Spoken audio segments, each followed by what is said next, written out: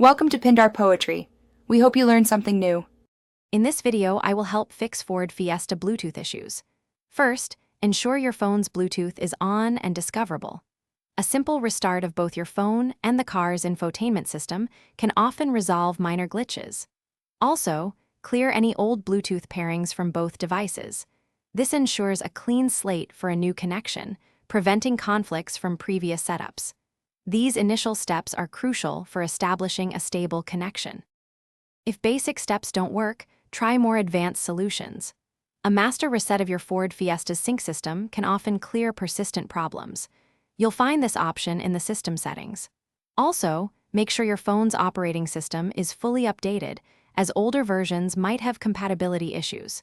Similarly, check if your Ford Fiesta's sync software needs an update. Keeping both systems current is key for optimal performance.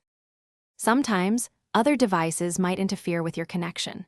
Confirm no other phones are paired or actively connected to your Ford Fiesta's Bluetooth. If issues persist, try pairing a different phone to see if the problem is specific to your device. Also, inspect the car's USB ports and antenna for any visible damage. These small checks can help pinpoint whether the issue lies with your phone or the car's system.